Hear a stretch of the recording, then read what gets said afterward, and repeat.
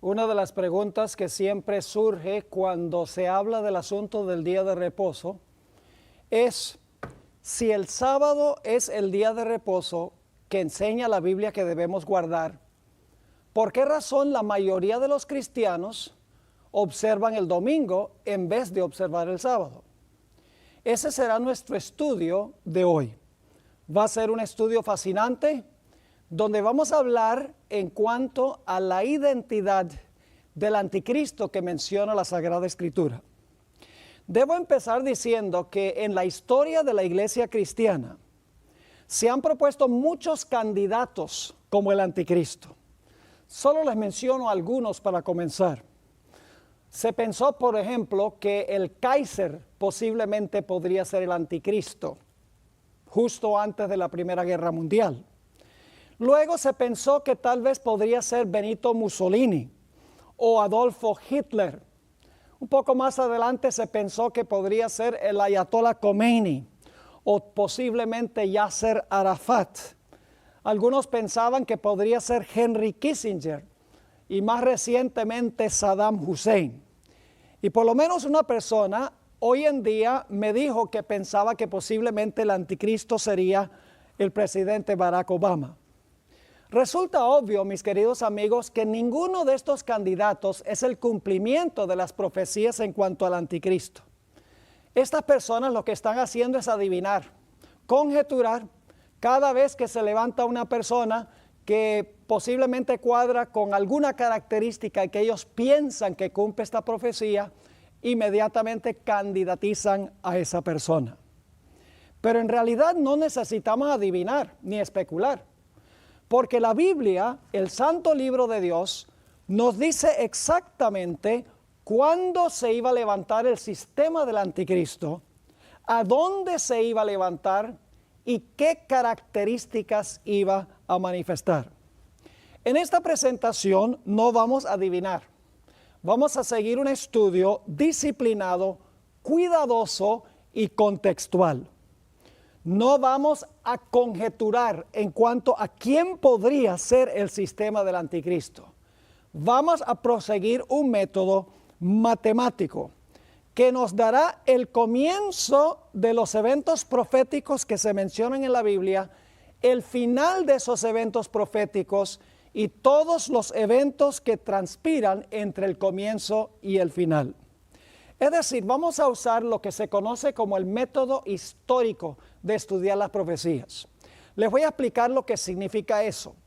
Básicamente, en las grandes cadenas proféticas de la Biblia, se menciona el comienzo de esa cadena profética. Es decir, usted sabe dónde comenzar la secuencia de eventos proféticos. Y luego, esa profecía en cadena demuestra varios pasos a través de la historia y siempre culminan con el establecimiento del reino de Cristo Jesús. Es decir, si sabemos dónde comienza la cadena profética y dónde termina, podemos seguir la trayectoria de todos los eventos en la mitad. Estaremos estudiando en esta presentación un sistema que la Biblia presenta como el anticristo. No estamos hablando de los individuos que se encuentran dentro de ese sistema. Les voy a implorar que por favor tengan una mente abierta ante lo que vamos a presentar. Examinen y evalúen la evidencia y luego decidan si la evidencia en realidad identifica el sistema del cual vamos a hablar en nuestra presentación. Quiero repetir nuevamente que no vamos a criticar a individuos o personas, porque en realidad, mis queridos amigos, el anticristo no es una persona, el anticristo es un sistema. Ahora, dentro de ese sistema hay muchos cristianos sinceros que aman a Dios, que en realidad sirven a Dios lo mejor que pueden de acuerdo al conocimiento que tienen.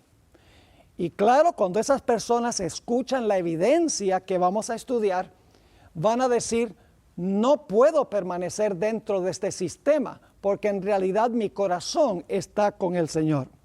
Así que por favor no se sientan aludidos personalmente. No estoy hablando de usted como persona.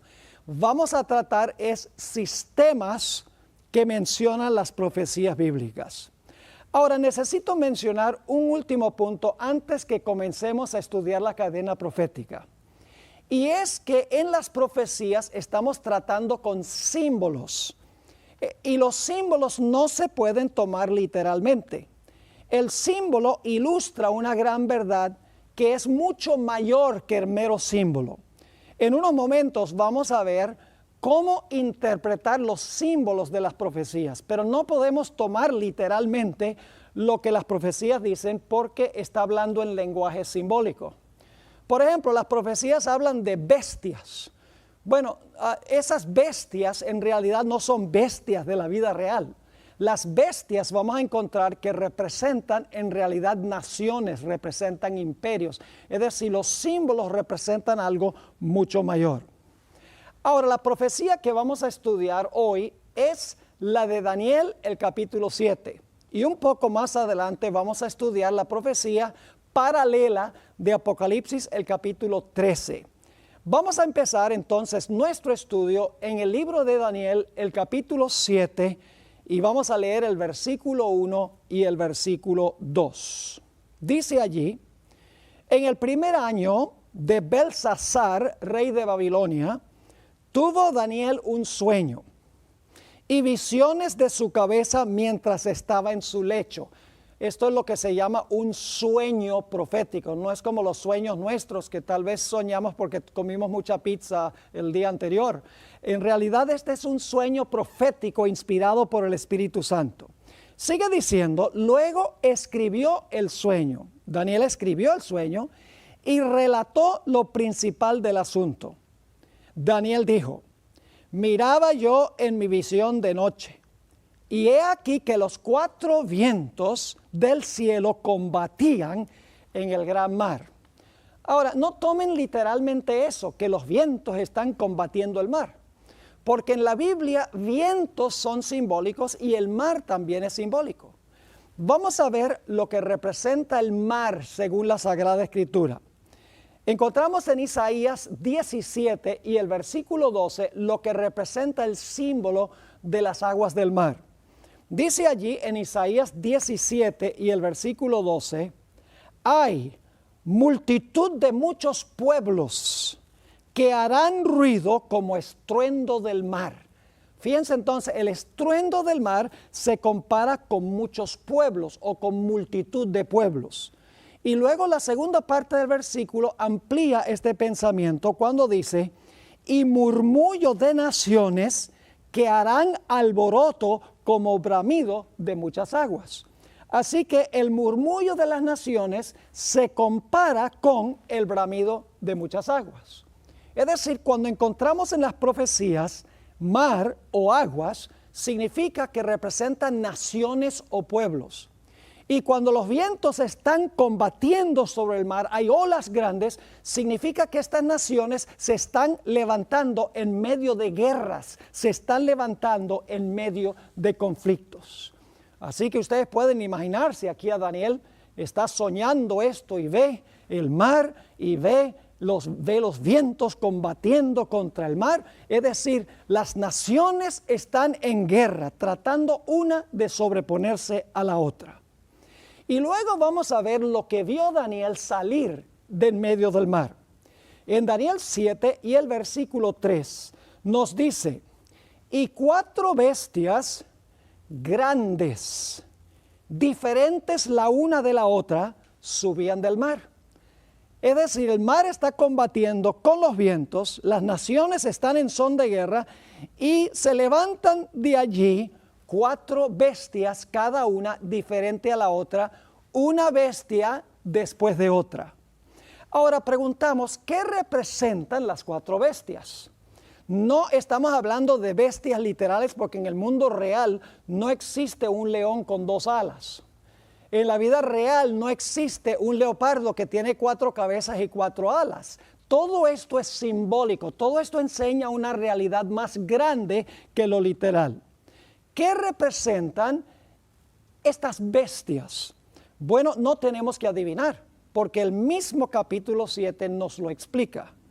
En Daniel 7 y el versículo 17, el mismo capítulo nos dice qué representan las bestias. Dice, estas 4 grandes bestias son 4 reyes que se levantarán en la tierra. Ahora vamos a encontrar en Daniel 7 que reyes y reinos se usan en forma intercambiable porque un rey siempre tiene un reino. Así que las 4 bestias representan 4 reinos que son gobernados lógicamente por reyes. Ahora, no debe sernos extraño que se usen bestias para representar naciones, porque hay muchas naciones hoy en día que tienen su mascota, por así decirlo. Por ejemplo, los Estados Unidos tienen el águila como su símbolo nacional. Rusia en su bandera tiene el oso como su bandera nacional. Si van a Inglaterra, van a encontrar en la bandera de Inglaterra un león. Y la China se representa por un dragón. Es decir, que no debe sorprendernos que bíblicamente las bestias se usen para simbolizar una nación. Así que las 4 bestias representan 4 naciones consecutivas que se levantan en medio del combate y las guerras del mundo antiguo. Ahora vamos a ver cuáles eran esas 4 bestias. La primera bestia se menciona en Daniel 7 y el versículo 4. Dice aquí Daniel, la primera era como león y tenía alas de águila. Yo estaba mirando hasta que sus alas fueron arrancadas y fue levantada del suelo y se puso enhiesta sobre los pies a manera de hombre y le fue dado corazón de hombre. La pregunta clave es, ¿qué representa el león? No cabe duda que el león representa el reino en el cual vivía Daniel. Daniel vivía en el reino de Babilonia. No es coincidencia que cuando Nabucodonosor construyó la ciudad de Babilonia, en muchas de las entradas principales, Nabucodonosor colocó esfinges de leones.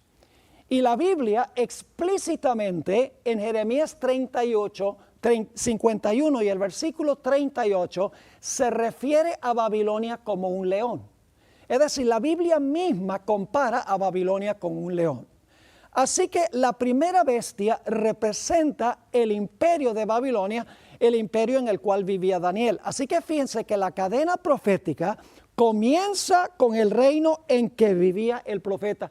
Tenemos un punto de comienzo, un punto de referencia para todo lo demás que viene en este capítulo y en otras profecías que vamos a estudiar. Ahora, debo decir que cuando esto dice que le fueron arrancadas las alas, significa que ahora el león va a dejar de conquistar, el león va a perder su poderío. Y en vez de tener un corazón de león que representa valentía, dice que le ha arrancado el corazón de león y ahora tiene corazón de hombre. Es decir, es un reino que se va a debilitar y va a perder su poder. Luego encontramos que Daniel ve a otra bestia levantarse después del león. Se encuentra en Daniel el capítulo 7 y el versículo 5. Dice allí, y he aquí otra segunda bestia, semejante a un oso, la cual se alzaba de un costado más que del otro. Es decir, en un lado el oso era más alto que en el otro lado. Y luego dice, y tenía en su boca 3 costillas entre los dientes. Obviamente las costillas son costillas de león que se comió el oso. Así que dice, tenía en su boca 3 costillas entre los dientes y le fue dicho así, levántate, devora mucha carne. Ahora, ¿qué representa el oso? No tenemos que adivinar. El siguiente reino después de Babilonia fueron los medos y los persas. Ni siquiera tenemos que ir a los libros de historia para saber eso. Porque el mismo libro de Daniel en el capítulo 5 nos dice que la noche que cayó Babilonia, escribió un dedo sobre la pared, Mene, Mene, Tekel, Uparsin. Dios dijo, el reino de Babilonia iba a ser rematado y entregado a los medos y a los persas. Ahora, la razón por la cual el león estaba más alto en un lado que en otro es porque finalmente los persas tomaron la predominancia en esta unión entre los medos y los persas. Después de los primeros dos reyes, ya los medos desaparecieron de la secuencia histórica y ahora todos los reyes eran persas. Por eso es que un lado del oso era más alto que el otro lado del oso. Y las tres costillas en la boca del oso que destruyó al león representan las tres provincias del reino de Babilonia que conquistó Medo-Persia. Esas tres provincias eran Lidia, Egipto y lógicamente la ciudad de Babilonia. Es decir, el segundo reino representa el reino que conquistó el reino en el cual vivía Daniel, los medos y los persas. Pero la historia no termina allí, porque tenemos una tercera bestia que se levanta en medio del combate y las guerras de la antigüedad.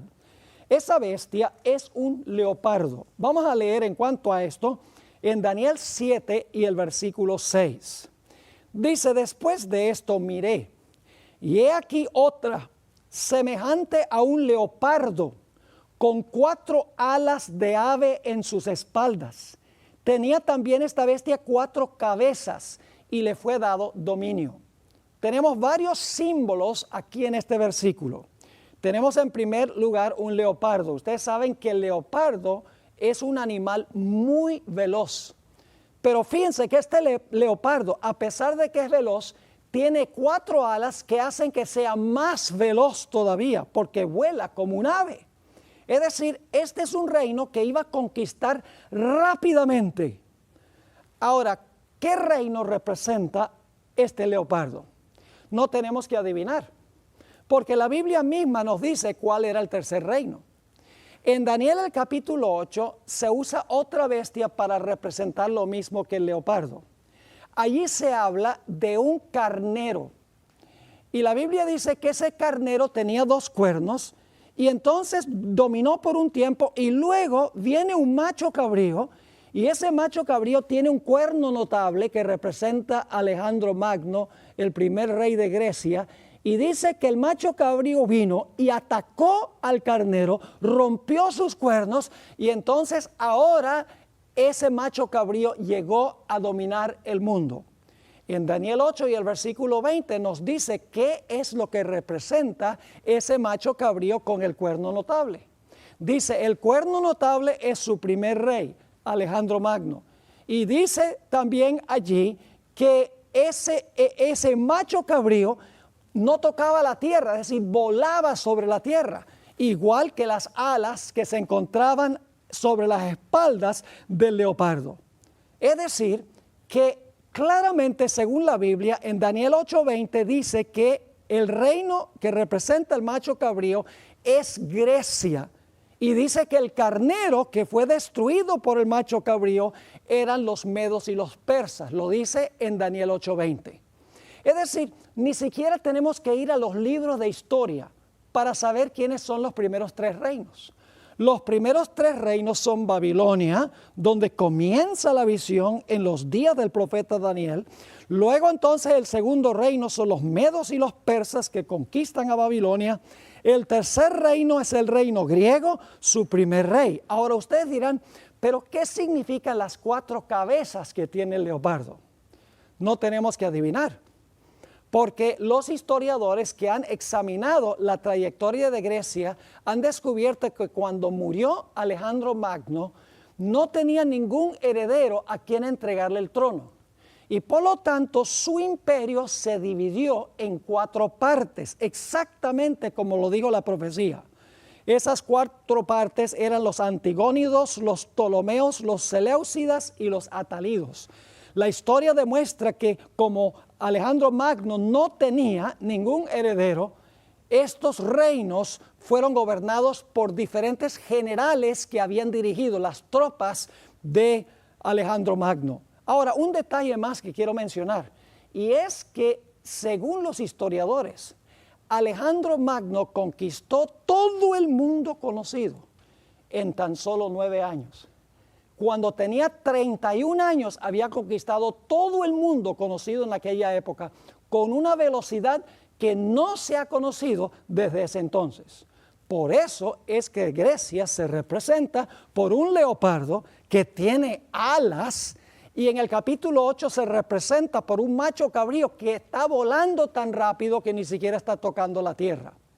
Es decir, la tercera bestia cumplió exactamente la profecía, como lo dice Daniel el capítulo 7.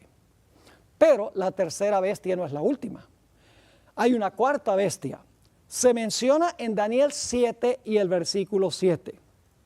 Dice allí: después de esto miraba yo en las visiones de la noche, y he aquí la cuarta bestia, espantosa y terrible, y en gran manera fuerte, la cual tenía unos dientes grandes de hierro, devoraba y desmenuzaba, y las sobras hollaba con sus pies, y era muy diferente de todas las bestias que vi antes de ella, y tenía 10 cuernos.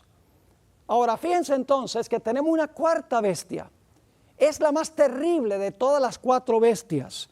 Dice aquí que devoraba, desmenuzaba, hollaba las sobras con sus pies. Mejor dicho, acababa con todo lo que conseguía en su camino. Tenía unos grandes dientes de hierro.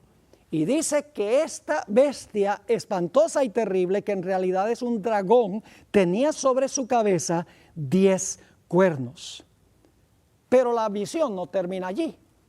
La Biblia nos dice que inmediatamente después de Daniel ver este dragón con 10 cuernos en la cabeza, transpira otro evento. Dice en Daniel 7 y el versículo 8, el siguiente versículo, lo siguiente: mientras yo contemplaba los cuernos, he aquí que otro cuerno pequeño salía entre ellos. Es decir, sale un cuerno pequeño entre los 10. Delante de él fueron arrancados 3 cuernos de los primeros. Ahora visualicen esto. El dragón tiene 10 cuernos y ahora sale un cuerno pequeño entre los 10 y arranca a 3 de los 10. Y luego sigue diciendo: y he aquí que este cuerno tenía ojos como de hombre y una boca que hablaba grandes cosas. Entonces fíjense qué interesante esto. El cuarto reino es el más terrible de todos. Tiene 10 cuernos sobre la cabeza y en medio de los 10 sale un cuerno pequeño. Ahora, lo que quiero que notemos, y esto es muy importante, es que esta cuarta bestia tiene 3 etapas consecutivas de dominio. Posiblemente ya captaron cuáles son las 3 etapas, pero vamos a recalcar y a entender que hay 3 etapas de esta cuarta bestia en Daniel 7. Vamos a Daniel 7, 23 y 24, a donde se explica un poco más esta cuarta bestia y los 10 cuernos y el cuerno pequeño. Dice allí en Daniel 7:23, dijo así: la cuarta bestia será un cuarto reino en la tierra. Ahora sabemos que la cuarta bestia es un cuarto reino. Ahora yo pregunto, ¿cuál debe ser ese cuarto reino? Bueno, lo único que tenemos que hacer es mirar la historia y también lo que dice la Biblia. La Biblia nos dice claramente que después de Babilonia vinieron los medos y los persas, después de los medos y persas vinieron los griegos, y en los días de Jesús el imperio que estaba gobernando el mundo era el imperio romano. Así que de los mismos evangelios sabemos que Roma es el cuarto reino, porque Roma es el reino que estaba gobernando en los días del Señor Jesucristo. Es decir, el cuarto imperio es el imperio romano. Ahora fíjense entonces, dice así: la cuarta bestia será un cuarto reino en la tierra, el imperio romano, el cual será diferente de todos los otros reinos, y a toda la tierra devorará, trillará y despedazará. Y ahora viene un detalle clave. Si ustedes leen solamente el versículo 8, donde dice que el dragón tenía 10 cuernos, podrían pensar que cuando esta bestia se levantó ya tenía los 10 cuernos. Pero en la explicación se nos dice que cuando la bestia gobernó, al principio no tenía los 10 cuernos. Gobernó por un tiempo y luego le salieron los 10. Fíjense lo que dice en el versículo 24. Y los 10 cuernos significan que de aquel reino se levantarán 10 reyes o reinos. Ahora fíjense, para poderse levantar de aquel reino, para levantarse del cuarto reino, el cuarto reino ya tenía que existir. Es decir, la primera etapa es la cuarta bestia gobernando por un tiempo sola. Es el imperio romano unido, sin divisiones. Después de un tiempo, dice que de ese reino romano, entonces le salen 10 cuernos, que dicho sea de paso, representan las divisiones del imperio romano, porque el imperio romano, como resultado de las invasiones de las tribus bárbaras del norte del imperio, el imperio se dividió en 10 segmentos, en 10 partes. Y hoy en día los países europeos son el resultado o el fruto de las invasiones de las tribus bárbaras que se parcelaron el imperio romano. Es decir, el imperio romano todavía existía, pero existía en un estado dividido en 10 reinos.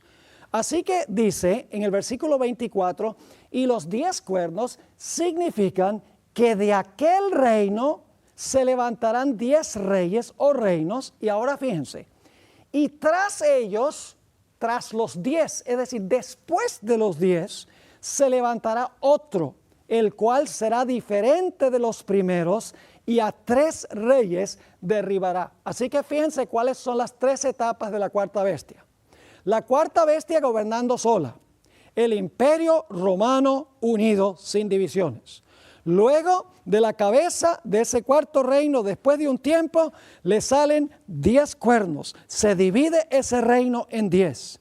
Y luego cuando están completos los 10 reinos en que se divide ese imperio, se levanta un cuerno pequeño que arranca 3 y gobierna sobre el resto.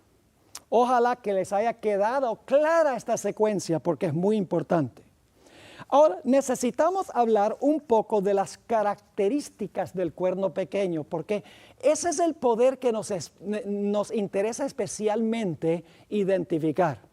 Porque todos los eruditos que yo conozco, no importa cuál sea su énfasis o su creencia de las profecías, están de acuerdo que el cuerno pequeño representa el anticristo.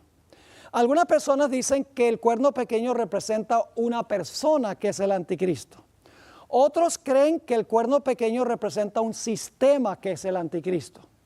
Pero todos concuerdan que el cuerno pequeño es un símbolo del anticristo, ya sea una persona o un sistema. Ahora vamos a analizar algunas cosas en cuanto al cuerno pequeño.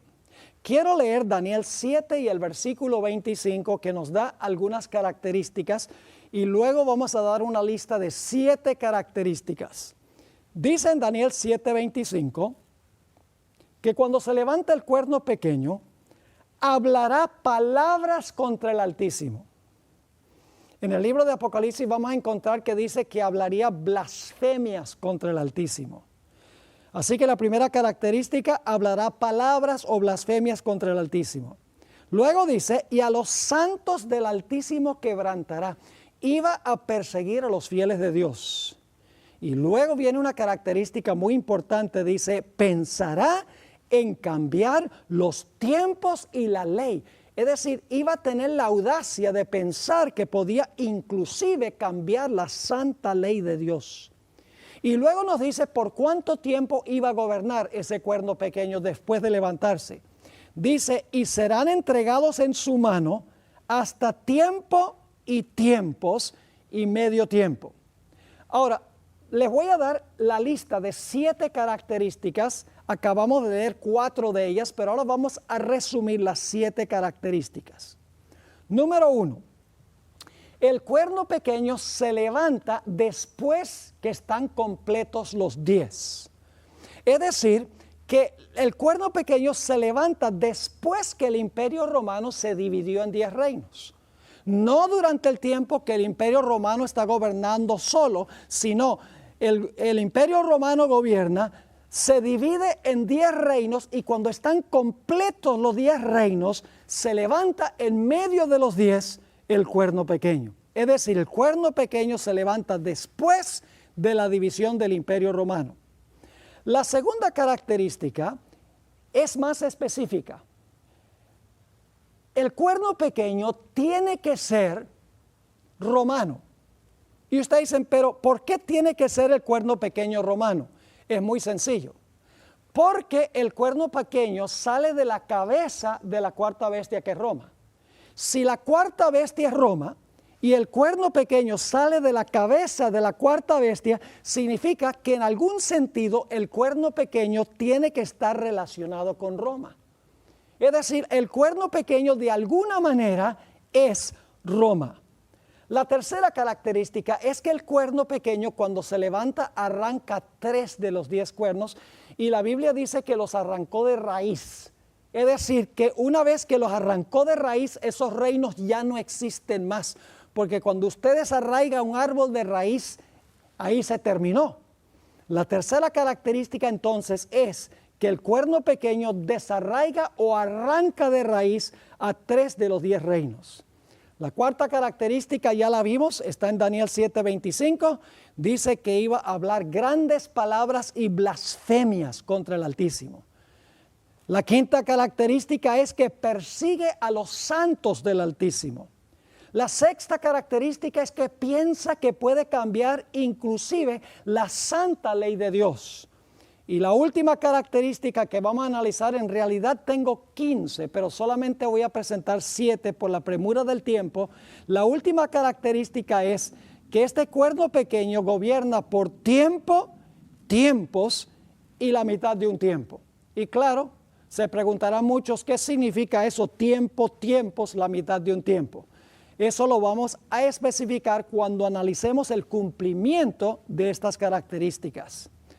Ahora, lo que les voy a decir a continuación posiblemente sorprenda a algunos. Otras personas donde he presentado esto se han enojado. Otras personas han expresado sorpresa. Otras personas siguen escuchando y dicen, yo quiero escuchar más para saber si esto es verdad, para compararlo con la historia y con la Biblia. Pero tengo que compartir con ustedes cuál es el sistema que cumple todas estas características. El propósito no es ofender a nadie. Espero que no apaguen el DVD player, porque es importante que escuchen todo el cumplimiento de las características antes de tomar una decisión. Recuerden que estamos hablando de un sistema, no estamos hablando de individuos en ese sistema. En el sistema hay millones de personas que aman de todo corazón a Dios.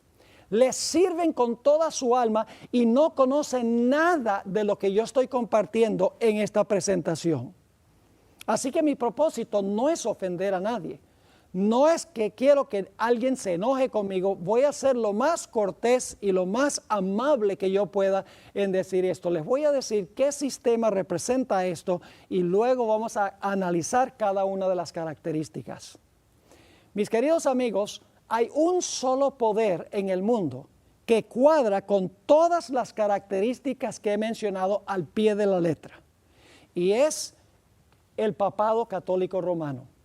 Recuerden que no estoy hablando de los miembros de la Iglesia Católica Romana. Estoy hablando del sistema católico romano. Estoy hablando del papado, no de los individuos que van a la iglesia con toda sinceridad sirven a Dios. Ahora vamos a mirar las 7 características para ver cómo se cumplen en Roma papal. Y algunas de estas las vamos a poder cubrir rápido, otras vamos a dedicarle más tiempo. Yo pregunto, ¿el papado se levantó al poder después que se dividió el Imperio Romano? Ustedes pueden leer los libros de historia. No cabe duda que el Imperio Romano se dividió cuando las tribus bárbaras invadieron del sector norteño del imperio, se parcelaron lo que había sido el Imperio Romano, el territorio siguió siendo lo que había sido el Imperio Romano, y entonces después que los 10 reinos estaban completos, en el año 476 fue que cayó el último emperador del Imperio Romano. En ese momento Roma quedó dividida en 10 reinos. Es decir, el cuerno pequeño se iba a levantar después del año 476 cuando estaban completos los 10 reinos. El papado cabe perfectamente con esta descripción. porque según los historiadores, el papado se levantó en el año 538 por decreto del emperador Justiniano, quien proclamó que el Papa era soberano sobre las iglesias en el oriente y en el occidente. Y el papado estableció una relación estrecha con Justiniano, quien mandó a todos a obedecer la autoridad del Papa o del obispo de Roma. Es decir, el papado sí se levantó después que el imperio se dividió en 10 reinos. Después del año 476, se levantó en el año 538 de la era cristiana. La segunda característica es que el cuerno pequeño tiene que tener alguna relación con Roma, porque el cuerno pequeño sale de la cabeza de la cuarta bestia, que es Roma. Ahora yo pregunto, ¿el sistema papal es romano? Ustedes saben que sí. La localidad geográfica del papado es en la ciudad de Roma. Además de eso, el idioma que se habla oficial es romano. Los números que usan son números romanos. El territorio en el cual está es Roma, y su organización es igual a la organización que existía antes en el Imperio Romano. No cabe duda que a este poder el cuerno pequeño es romano. Es más, ¿cómo se llama esta iglesia? Se llama la Iglesia Católica Apostólica, ¿qué? Romana. Así que esto cumple la característica que el cuerno pequeño tenía que ser romano. El papado es un sistema romano. La tercera característica es que podemos ver en la historia que de los 10 reinos de Europa había 3 que eran heréticos, es decir, 3 que no estaban en armonía con las enseñanzas de la iglesia. Habían adoptado una teología falsa de un personaje llamado Arrio. Estaban enseñando que Jesús era un ser creado. Y el Papa apeló a los gobernantes civiles para que les ayudaran a desarraigar a estas divisiones o a estas naciones que no concordaban con las enseñanzas de la iglesia.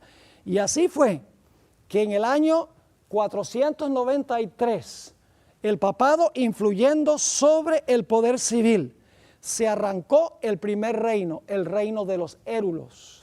Y luego entonces en el año 534, por influencia del papado sobre el poder civil, cayeron los vándalos. Y finalmente en el año 538 cayeron los ostrogodos. Es decir, estos 3 reinos fueron arrancados por la influencia del papado sobre los poderes civiles para acabar con estos 3 reinos. Y debo decirles algo, en Europa hoy no hay ninguna nación que desciende de estos reinos. Estos reinos fueron arrancados de raíz y no tienen ningún reino hoy que desciende de ellos. Así que el papado cuadra perfectamente con las primeras 3 características. Se levantó después que estaban completos los 10. Se levantó en medio de los 10, de las divisiones de Europa Occidental. Además de eso, es un poder romano, y también arrancó a 3 de los 10 cuernos que tenía la cabeza del dragón. Pero notemos ahora las últimas 4 características que se mencionan en Daniel 7 y el versículo 25. Dice que este cuerno pequeño hablaría blasfemias contra el Altísimo. Alguno podría decir, uy, pero la iglesia romana no habla blasfemias contra Dios. El problema, mis queridos amigos, es que tenemos que entender la definición bíblica de la blasfemia. Hoy en día, cuando se dice que alguien es blasfemo, la gente piensa que se refiere a un ateo que alza la mano y desafía a Dios y dice, muéstrame si tú existes o no. Es decir, un blasfemo, según se concibe, es una persona irreverente que desafía a Dios. Pero esa no es la definición de la Biblia. Recuerden que la Biblia dice que el cuerno pequeño iba a hablar blasfemias. Así que hay que permitir que la Biblia nos explique qué es blasfemia. Ahora, según la Biblia, ¿qué es blasfemia? Bueno, quiero ir a Marcos el capítulo 2 y el versículo 7. Aquí el Señor Jesucristo le había perdonado los pecados a un paralítico. Y los dirigentes religiosos se enojaron mucho. Y quiero que noten lo que dijeron los líderes religiosos en cuanto a Jesús. ¿Por qué habla este así? Blasfemias, dice. ¿Quién puede perdonar pecados sino solo Dios? Ahora, Jesús podía perdonar pecados porque era Dios. Pero el cuerno pequeño es un poder humano que profesa tener poder para perdonar pecados. Y yo pregunto, ¿cuál es la única iglesia cristiana en el mundo hoy que dice que tiene poder para perdonar pecados? Las iglesias romanas están llenas de confesionarios, donde la gente va a confesar a un sacerdote y el sacerdote dice, ego te absolvo, es decir, yo te perdono ese pecado. Eso es blasfemia según la Biblia. Cuando un mero hombre o un sistema humano dice que tiene poder para perdonar pecados. Pero hay otra característica de blasfemia. Juan 10 y el versículo 30 al 33, Jesús hizo una declaración un tanto revolucionaria que enojó a los líderes religiosos. Dijo Jesús, yo y el Padre uno somos. Entonces los judíos volvieron a tomar piedras para apedrearle. Jesús le respondió, muchas buenas obras os he mostrado de mi Padre. ¿Por cuál de ellas me apedreáis? Es decir, ¿por qué ustedes me van a apedrear? Le respondieron los judíos diciendo, por buena obra no te apedreamos, sino por la blasfemia, porque tú siendo hombre te haces Dios. Fíjense qué interesante. Un sistema que dice que tiene Dios o al representante de Dios o el que ocupa el lugar de Dios en la tierra, está cometiendo blasfemia.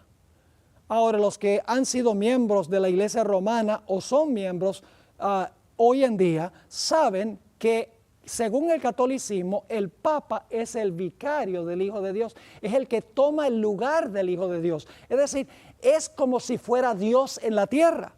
La Biblia dice que esa es una característica de blasfemia. Así que esta característica de que el cuerno pequeño iba a hablar blasfemia se cumple perfectamente en el papado. Porque el papado, que es un sistema humano, dice que puede perdonar pecados y dice que tiene el representante de Dios en la tierra. Esa característica número 4 le cuadra perfectamente al papado. Ahora vamos a nuestra quinta característica. Dice que el cuerno pequeño iba a perseguir a los santos. La pregunta clave es, ¿será que la iglesia romana durante los 1260 años de su dominio persiguió a los santos del Altísimo que no estaban en armonía con sus doctrinas y con sus prácticas? Mis queridos amigos, la historia no se puede borrar. Posiblemente la mayoría han escuchado hablar del santo oficio de la Inquisición. Miles, si no millones de personas murieron como consecuencia de la obra de la Inquisición. Básicamente la Inquisición era un tribunal eclesiástico donde se traían personas que eran acusadas de herejía. Si se descubría que eran herejes, eran entregados al poder civil para que el poder civil o los torturara y cambiaran de parecer, y si no se arrepentían, entonces eran muertos. Es interesante que el Papa Juan Pablo II escribió un largo documento pidiéndole perdón a los protestantes por todas las atrocidades que cometió el papado durante el tiempo de su dominio. Y recientemente Francisco I visitó la iglesia de los valdenses en Torre Pellice, en el norte de Italia. Los valdenses eran perseguidos mordazmente por la iglesia romana durante los 1260 años. Y el Papa Francisco I entró en ese templo, la sede de los valdenses, y les pidió perdón por las persecuciones de la iglesia romana en contra de los valdenses durante tantos años. Si ustedes quieren leer una obra muy interesante, Juan Antonio Llorente, quien era un individuo que trabajaba en la Inquisición en España a fines de los años 1700, escribió una obra sobre la Inquisición en España. Y ahí describe abiertamente los centenares de miles de personas que fueron muertas por la Inquisición, nada más porque la gente no estaba de acuerdo con las enseñanzas de la Iglesia romana. Hace unos años tuve el privilegio de visitar la ciudad de Lima, Perú. Siempre había querido visitar un lugar específico allí en la ciudad de Lima. Había querido visitar el Palacio de la Inquisición. En realidad la Inquisición funcionó en 3 países latinoamericanos. Funcionó en Colombia, en Perú y en México. Así que entramos allí al Palacio de la Inquisición y lo primero que uno se encuentra cuando toma el tour es un mural grande que está en una pared a donde se está mostrando cómo era un auto de fe en la plaza de armas, donde se hacía el proceso de la Inquisición.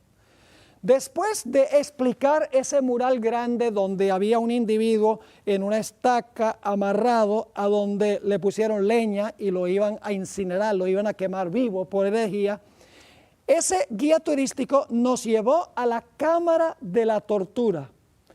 Y me maravillé de la forma como el guía turístico sencillamente empezó a describir cómo la Inquisición, la Iglesia, trataba a las personas que no estaban en armonía con las prácticas y con las enseñanzas de la Iglesia. Describió cómo los cuerpos de los herejes eran azotados, flagelados, ahogados, incinerados, sofocados, desmembrados, dislocados, estirados, descoyuntados. Si ustedes quieren ver cuáles eran los implementos que se usaban para la Inquisición, yo busqué hoy en Google, puse las palabras Inquisición Lima y sale un documental largo allí de todos los implementos que se usaban para torturar a los que no estaban de acuerdo con la Iglesia. Ciertamente, mis queridos amigos, el papado es un sistema que persiguió a los santos de Dios. No se puede borrar este hecho de la historia. La característica número 6 es que el papado, el cuerno pequeño, iba a pensar que podía cambiar la santa ley de Dios. Quiero leerles una cita que se encuentra en una enciclopedia muy famosa de la Iglesia Católica. El autor es Lucius Ferraris. El nombre del comentario es Prompta Biblioteca. Tiene 8 volúmenes y en el tomo 2, en el artículo Papa, aparecen las siguientes palabras. El Papa puede modificar la ley divina, porque su poder no es de los hombres, sino de Dios, y actúa en lugar de Dios sobre la tierra, con pleno poder de atar y desatar sus ovejas. Fíjense qué interesante esta enciclopedia católica renombrada. Dice, el Papa puede modificar la ley divina. Y luego dice, él actúa en lugar de Dios sobre la tierra. Ahora, ustedes pensarán, ¿cómo es que la Iglesia romana dice haber cambiado la ley de Dios? En 2 maneras. Les voy a explicar. Si ustedes leen los 10 mandamientos en una Biblia católica, van a encontrar que el segundo mandamiento en la Biblia católica dice, no te harás imagen ni ninguna semejanza de lo que está en el cielo, ni en la tierra, ni debajo de la tierra. No te inclinarás a las imágenes ni las honrarás. El segundo mandamiento en la Biblia católica dice, no tengas ídolos ni te arrodilles ante esos ídolos. Pero cuando ustedes van a los catecismos de la Iglesia Católica, que es donde se enseña la doctrina a las personas que se van a unir a la Iglesia, los niños que van a hacer la primera comunión después de estudiar el catecismo, si van a los catecismos van a encontrar que ese mandamiento no está. Ese mandamiento está ausente de los catecismos, aunque está en la Biblia Católica. Ahora, cuando usted saca el segundo mandamiento que dice que no se deben adorar imágenes, tiene un problema. Porque si saca uno, queda con 9. Pero la Biblia dice que son 10 mandamientos, no 9. Así que, ¿qué fue lo que hizo el papado? Como sacó el segundo de los catecismos, entonces divide el 10º mandamiento en 2. El 10º mandamiento dice, no codiciarás los bienes de tu prójimo ni la mujer de tu prójimo. Pero la Iglesia Católica dice, no, esos son 2 mandamientos. Uno, no codiciarás los bienes de tu prójimo, y luego el 10º, no codiciarás la mujer de tu prójimo. Pero mis queridos amigos, codicia es codicia. Es un solo mandamiento, el mandamiento de la codicia. Pero como los catecismos sacan el segundo, terminan con 9 y por lo tanto dicen hay que dividir el 10º en 2. En ese sentido, la Iglesia romana cambió la ley de Dios por esconder el hecho de que Dios prohíbe que la gente haga imágenes y que se incline ante esas imágenes. Podemos entender por qué la Iglesia Católica no ha incluido eso en los catecismos. Es porque las iglesias católicas están llenas de imágenes y la gente se inclina ante esas imágenes. Pero ese no es el cambio más grande. El cambio más grande que hizo la Iglesia romana, que hizo el papado en la ley de Dios, fue cambiar el día de reposo del sábado al domingo. En nuestra última presentación seguimos la trayectoria del día de reposo desde el huerto del Edén hasta los cielos nuevos y la tierra nueva. Y nos dimos cuenta que en ninguna parte de la Biblia se habla de un cambio del día de reposo. En ninguna parte de la Biblia dice que ahora hay que guardar el domingo en honor a la resurrección de Cristo. No está en la Sagrada Escritura. Yo le podría leer página tras página tras página de citas de obispos, de cardenales, inclusive de papas, a donde dicen claramente, nosotros la Iglesia, por la autoridad que nos concedió Cristo, hemos cambiado, usan la palabra cambiado, alterado, usan también la palabra alterado, hemos modificado, usan algunas citas la palabra modificado, la ley divina, y ahora la gente debe guardar el primer día de la semana. Mientras que el 4º mandamiento dice, 6 días trabajarás y harás toda tu obra, mas el 7º día es sábado de Jehová tu Dios. La Iglesia romana dice, no, el sábado no es el día de reposo, el día de reposo es el primero, es el domingo. Es un cambio audaz en la santa ley de Dios. La última característica que queremos tratar es el tiempo que gobernó el cuerno pequeño. Dice que gobernó tiempo, tiempos y la mitad de un tiempo. Ahora usted dice, ¿qué es eso de tiempo, tiempos y la mitad de un tiempo? Nosotros no hablamos así hoy. Bueno, en la Biblia la palabra tiempo se usa para referirse a años. Por ejemplo, en Daniel el capítulo 4, el rey Nabucodonosor dice que enloqueció por 7 tiempos. Pensaba que era un animal por 7 tiempos. Quiere decir que 7 años pasaron con la locura de Nabucodonosor. Es decir, la palabra tiempo significa año. Tiempo es un año. Tiempos, que es el dual en hebreo, cuando no tiene un número calificativo y usa tiempos en plural, significa 2.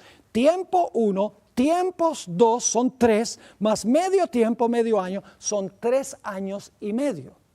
Tiempo, tiempos y la mitad de un tiempo son 3 años y medio. Ahora, en la Biblia, el año bíblico tiene 360 días.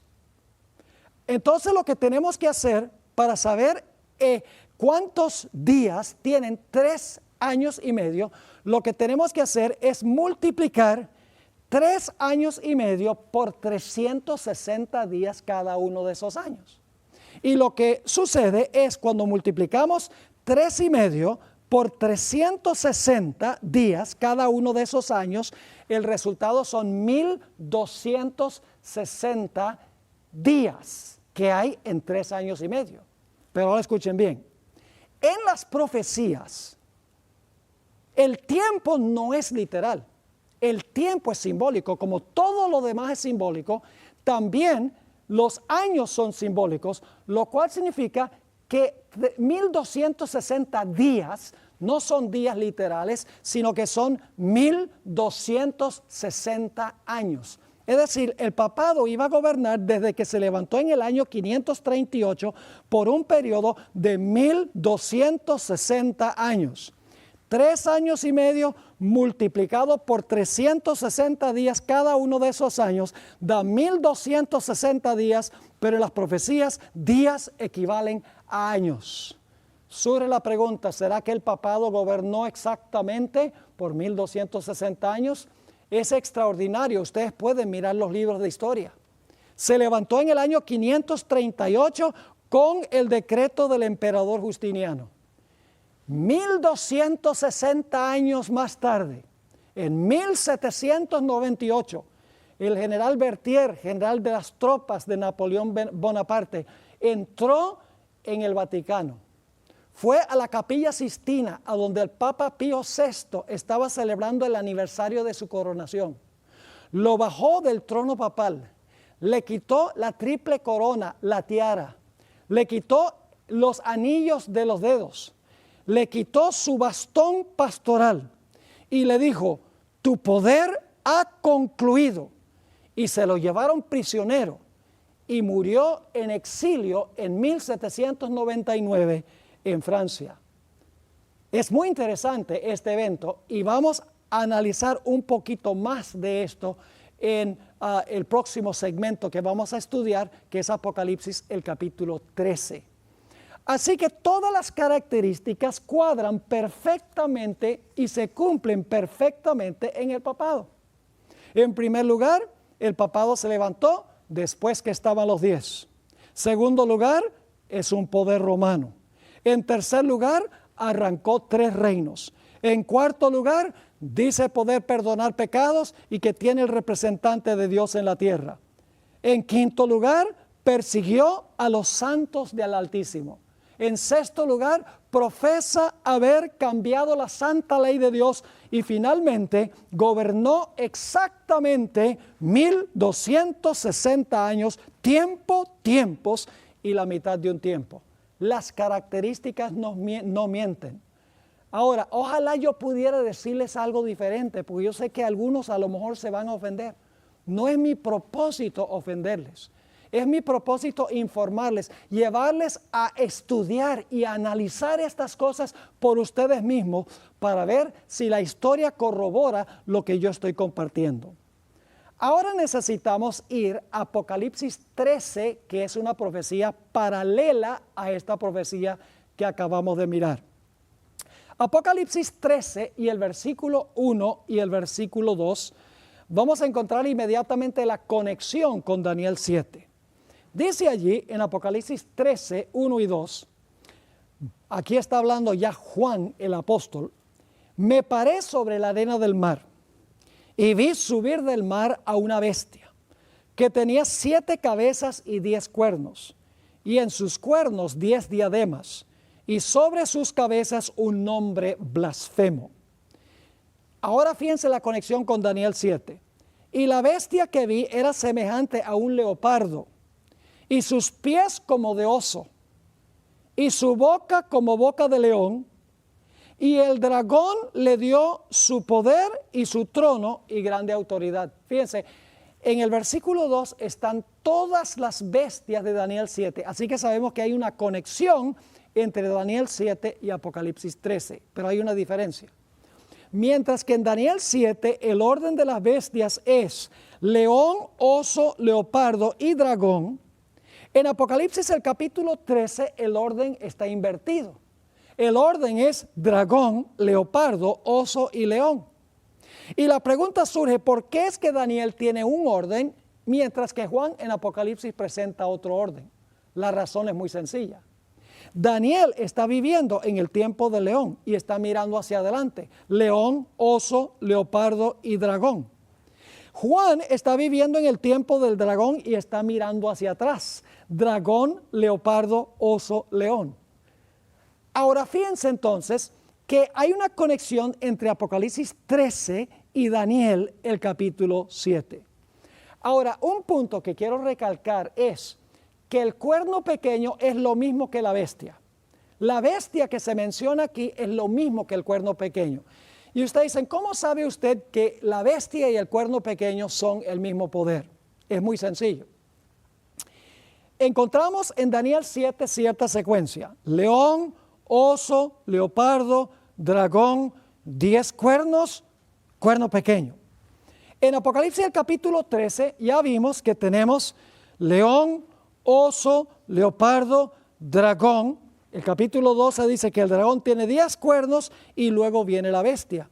Es decir, en la secuencia de las naciones, la bestia está en el mismo lugar que el cuerno pequeño. Por la secuencia podemos saber que el cuerno pequeño y la bestia representan el mismo poder.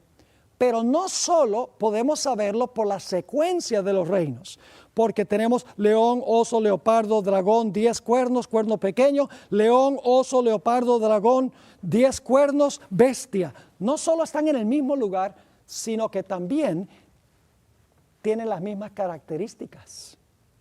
Note lo que dice Apocalipsis 13 y el versículo 7. Apocalipsis 13, 7 sobre la bestia ahora. Vamos a ver si la bestia hace lo mismo que el cuerno pequeño. Dice en Apocalipsis 13, 7, hablando de la bestia, se le permitió hacer guerra contra los santos y vencerlos. Yo pregunto, ¿el cuerno pequeño hizo guerra contra los santos? Lógico que sí. Así que la bestia hace lo mismo que el cuerno pequeño. Y luego dice, también se le dio autoridad sobre toda tribu, pueblo, lengua y nación. Y noten lo que dice Apocalipsis 13 y el versículo 5. Dice, también a la bestia se le dio boca que hablaba grandes cosas y blasfemias. Fíjense, la bestia habla blasfemias igual que el cuerno pequeño. Y luego dice, también se le dio boca que hablaba grandes cosas y blasfemias, y se le dio autoridad para actuar 42 meses. Y, entonces el tiempo ya es diferente con la bestia que con el cuerno pequeño. Pues el cuerno pequeño fue tiempo es la mitad de un tiempo, ahora dice 42 meses, entonces no puede ser lo mismo. Es exactamente lo mismo, solo se expresa de una forma distinta. Vamos a sacar la cuenta. 3 años y medio multiplicado por 360 días cada año da 1260. Ahora, si el año bíblico tiene 360 días, ¿cuántos días tiene el mes bíblico? Eso es una operación matemática fácil. Si el año bíblico tiene 360 días, el mes bíblico tiene 30 días. Así que lo único que tenemos que hacer es multiplicar 42 meses que gobierna la bestia, 42 meses, y lo multiplicamos por 30 días cada uno de esos meses. Ahora, si ustedes multiplican 42 meses por 30 días cada mes, el resultado son 1260. Es el mismo periodo. Así que el cuerno pequeño es lo mismo que la bestia. Y hay una razón por la cual estoy recalcando y enfatizando ese punto. Ustedes se van a dar cuenta por qué razón. La razón, mis queridos amigos, es que Apocalipsis 13 le añade una última etapa a esta cuarta bestia, que no se encuentra explícitamente en Daniel 7. Vamos a Apocalipsis, el capítulo 13 y el versículo 10, y vamos a encontrar que cuando terminan los 1260 años del cuerno pequeño o de la bestia, algo sucede con la bestia. Dice allí en Apocalipsis 13 y el versículo 10, si alguno lleva en cautividad, va en cautividad. ¿Sí? El cuerno pequeño y la bestia llevaba cautivo a la gente, dice, este sistema ahora va a ir cautivo. Y luego dice, si alguno mata a espada debe ser muerto. Aquí está la paciencia y la fe de los santos. Es decir, la bestia iba a gobernar 1260 años y al final de los 1260 años iba a recibir una herida de la espada. Ahora ustedes dicen, bueno, pero ¿qué representa la espada? Bueno, debemos recordar que estamos tratando con símbolos aquí. La espada no es una espada literal, la espada representa algo. Ahora, en el Nuevo Testamento se mencionan 2 diferentes espadas.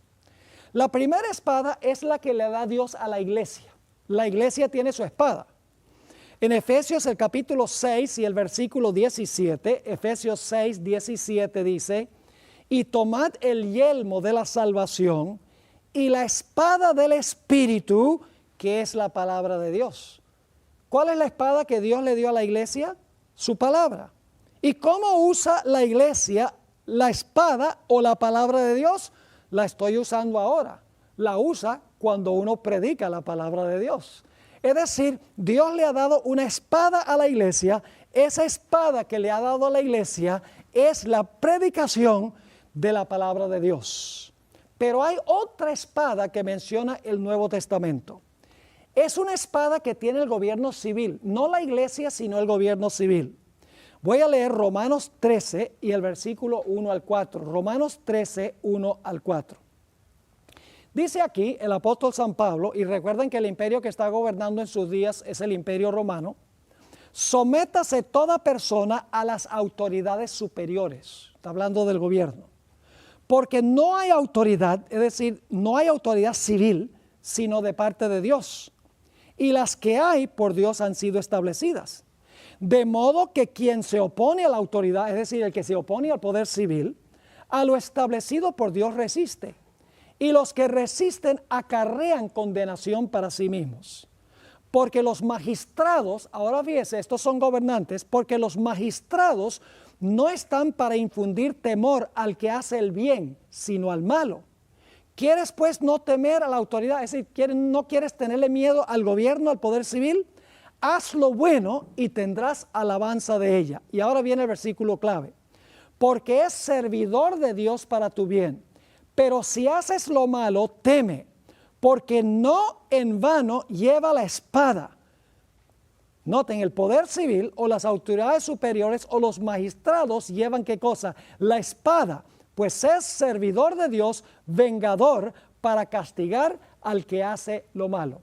Es decir, la iglesia tiene su espada, que es la predicación de la palabra de Dios, y el poder civil tiene su espada, que es para castigar a los que violan la ley civil.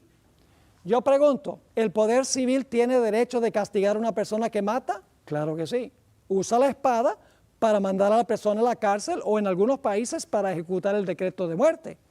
Yo pregunto, ¿el poder civil tiene derecho de castigar con la espada, por así decirlo, a aquellas personas que roban? Lógico que sí. ¿El poder civil tiene derecho de castigar a personas que abusan de sus padres? Lógicamente que sí. ¿El gobierno tiene derecho de castigar a personas que hablan falso testimonio contra otros? Sí, lo puede uno llevar al tribunal. Es decir, la espada que Dios le dio al poder civil es para castigar violaciones del Código Civil para preservar el orden social. Pero Dios no le dio al poder civil la espada de la iglesia, que es la palabra de Dios. No le dio, en otras palabras, asuntos religiosos al poder civil, sino gobernar en asuntos solamente civiles. Así que nos dice que cuando concluyeron los 1260 años de dominio del papado, la Biblia nos dice que la espada le dio una herida mortal al papado. Es decir, el poder civil usó su espada para castigar al papado. Y eso fue exactamente lo que sucedió en 1798. El gobierno francés dijo, ya no vamos a dejar que tú nos uses más, ya no vamos a permitir que la iglesia use el poder civil para cumplir sus propósitos. Y el poder civil le quitó al papado la espada de la mano y le dio su herida mortal. Ahora surge la pregunta, ok, el papado recibió una herida mortal en el año 1798. ¿Significa esto que es el fin de la historia del poder papal? No, porque Apocalipsis 13 nos dice que este poder va a tener otra etapa de dominio. Es la cuarta etapa de la cuarta bestia. Quiero que tengan en claro esto. El imperio romano gobernando solo primero. Luego el imperio romano se dividió en 10 reinos. Luego entonces en medio de los 10 reinos se levanta el cuerno pequeño, Roma papal. Gobierna por 1260 años.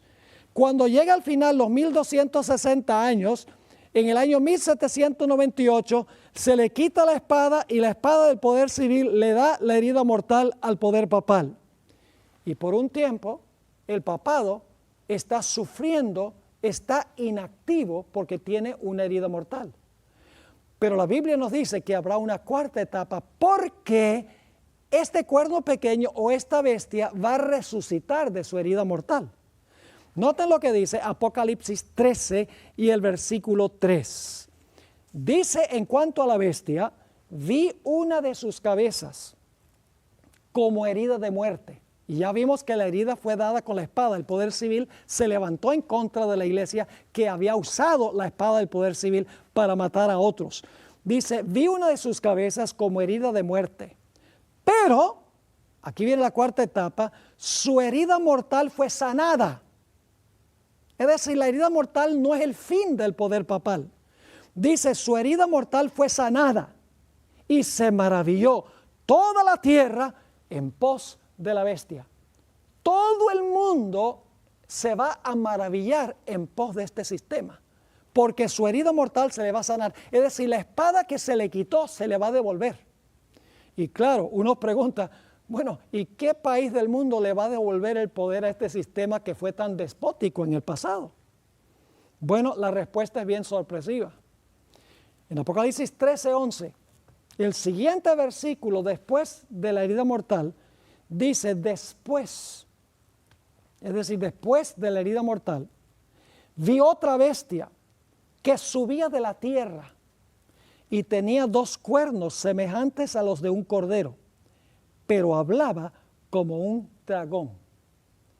Es decir, cae la primera bestia, recibe la herida mortal con la espada, se le quita la capacidad de usar los poderes civiles, porque ahora el Papa es llevado cautivo y se establecen gobiernos democráticos donde la iglesia no puede usar el poder civil. Y este sistema está inerte por un tiempo con una herida mortal, pero dice que la herida mortal se le va a sanar. Y lo interesante es que el poder que va a sanar la herida es esta bestia que se levanta de la tierra. Ahora vamos a identificar a esta bestia que se levanta de la tierra. ¿Qué potencia podría representar esta bestia? Tiene que ser una nación porque bestias representan naciones o representan imperios. Vamos a anotar las características. En primer lugar, esta bestia se levanta de la tierra cuando cae la primera bestia con su herida mortal. La herida mortal fue en 1798, eso significa que este poder tiene que levantarse alrededor del año 1798, cuando la primera bestia recibió su herida mortal. En segundo lugar, esta bestia se levanta en otro lugar diferente. Las bestias de Daniel 7 se levantaron del mar. El mar representa donde hay muchedumbres de personas. Se levantaron, el león y el oso se levantaron en Asia. El leopardo y el dragón fueron poderes europeos. Es decir, la profecía se está moviendo del oriente hacia el occidente. Ahora yo pregunto, ¿qué queda al occidente de Europa? No me digan el océano Atlántico, porque yo sé eso, pero no hay ninguna nación en el océano Atlántico. En realidad, si ustedes cruzan el océano Atlántico más al occidente, se encuentra el país de los Estados Unidos. Ahora fíjense, esta bestia que se levanta de la tierra que tiene que ser una superpotencia política, porque va a mandar a todas las naciones del mundo a adorar a la primera bestia. En segundo lugar, tiene que ser una superpotencia económica, porque va a poder prohibir comprar y vender a nivel global a los que no adoran a la bestia ni reciben su marca. Además de eso, tiene que ser una superpotencia militar, porque va a condenar a muerte todo el que no adore a la imagen de la bestia ni reciba su marca. Además de eso, esta bestia que se levanta de la tierra es contemporánea con la primera, pero es más joven que la primera. La primera gobernó 1260 años, la otra se levantó cuando la primera recibió su herida mortal. Son contemporáneas, pero la segunda bestia es más joven que la primera bestia. Y ahora hay un detalle muy interesante. Y es que cuando uno mira las bestias de Daniel 7, cada bestia destruyó o conquistó a la bestia anterior. Por ejemplo, el león, el oso acabó con el león. El leopardo acabó con el oso. El dragón acabó con el leopardo. Es decir, para levantarse al poder, aniquilaron al poder que existía inmediatamente antes. Pero esta bestia que se levanta de la tierra es distinta, porque en vez de esta nación pelear con el poder anterior, pelear con la bestia, lo que hace es devolverle el poder a la primera bestia. Noten lo que dice la profecía de Apocalipsis 13 sobre esto. En Apocalipsis 13:12 dice, hablando de esta segunda bestia, y ejerce toda la autoridad de la primera bestia. Es decir, la autoridad de esta segunda bestia es la de la primera bestia. Dice, ejerce toda la autoridad de la primera bestia en presencia de ella. Me gusta como dicen algunas versiones, en favor de ella. Es decir, esta bestia de la tierra ejerce toda la autoridad de la primera bestia en favor de la primera bestia. Y luego dice, y hace que la tierra y los moradores de ella adoren a la primera bestia cuya herida mortal fue sanada. Ahora fíjense, esta bestia que se levanta de la tierra, en primer lugar, ejerce toda la autoridad de la primera bestia para ayudar a la primera bestia, hace que todos adoren a la primera bestia.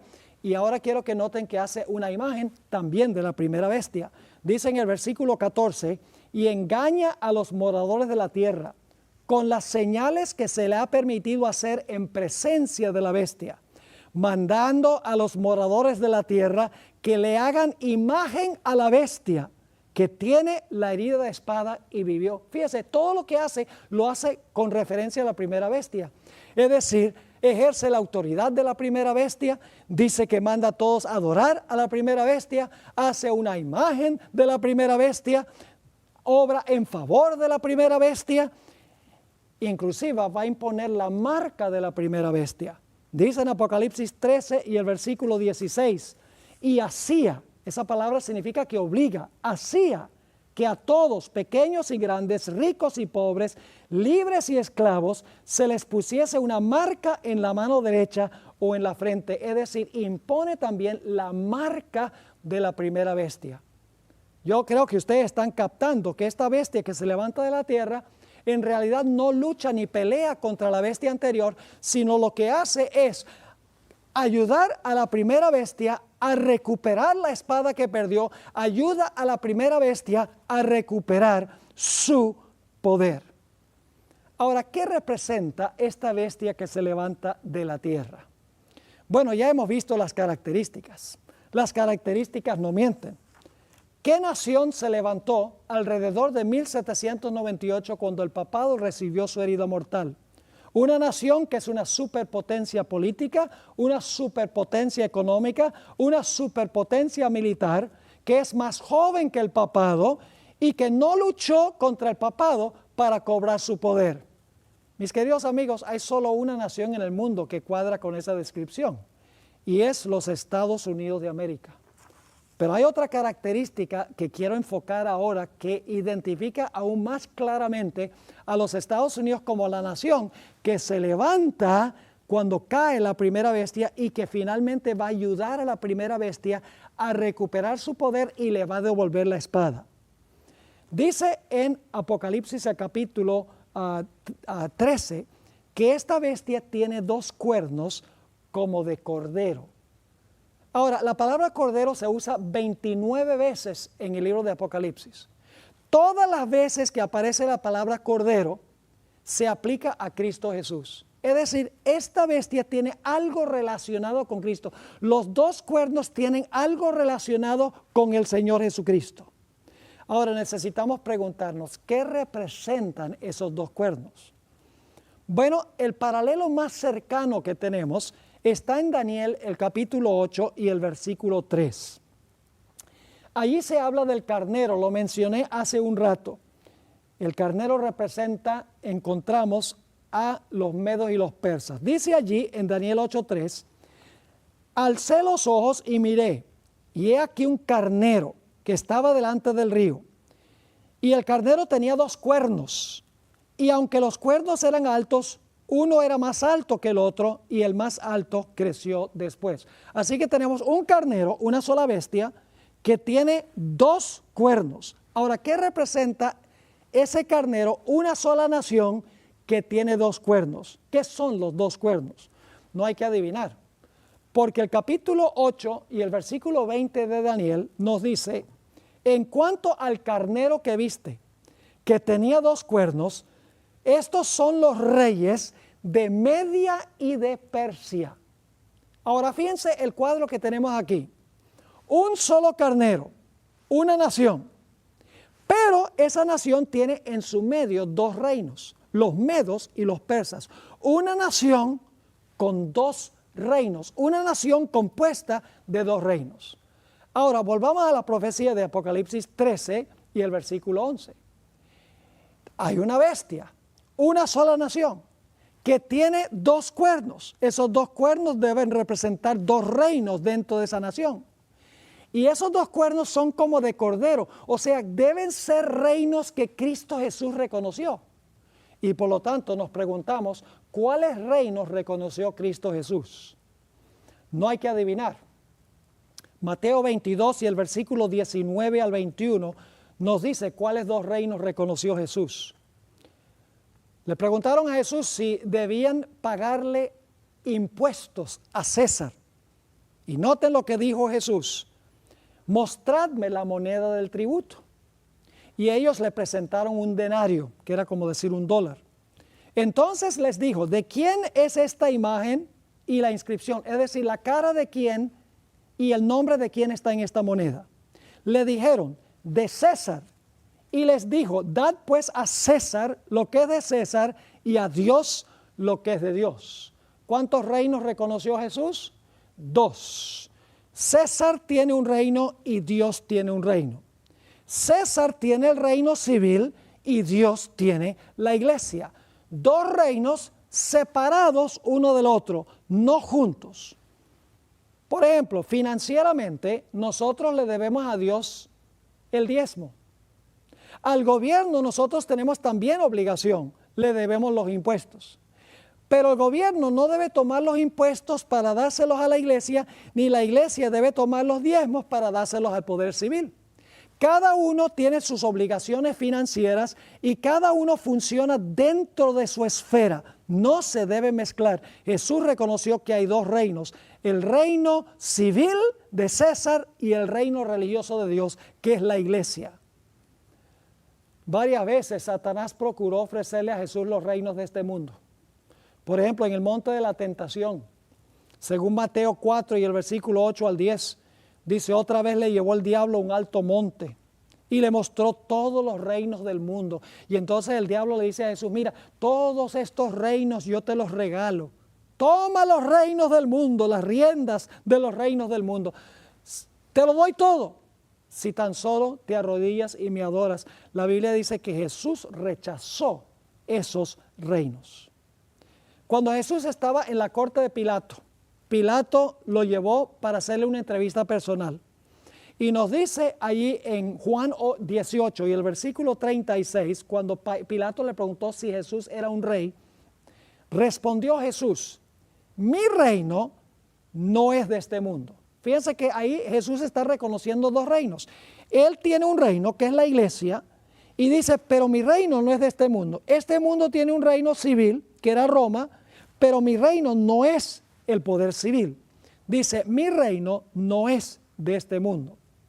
Si mi reino fuera de este mundo, mis servidores pelearían para que yo no fuera entregado a los judíos, pero mi reino no es de aquí. Encontramos que cuando Jesús se refirió a su reino, siempre lo llamó el reino de los cielos o el reino de Dios, nunca el poder civil.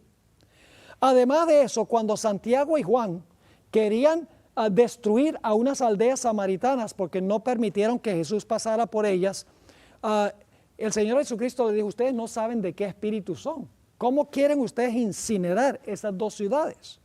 Jesús no estuvo a favor de usar la fuerza para imponer los principios de su reino. Cuando Jesús alimentó a los 5,000, las muchedumbres querían tomarlo para hacerlo un rey, pero la Biblia dice que Jesús se fue y rehusó tomar el trono. Y cuando el apóstol Pedro sacó la espada para defender el reino de Cristo con la espada, el Señor Jesucristo reprendió a Pedro y le dijo, guarda esa espada, que mi reino no funciona así. Mi reino funciona con la espada del Espíritu, con la predicación de la palabra, no con la fuerza. Jesús vino a este mundo para establecer su reino en el corazón del ser humano por la predicación de la palabra de Dios.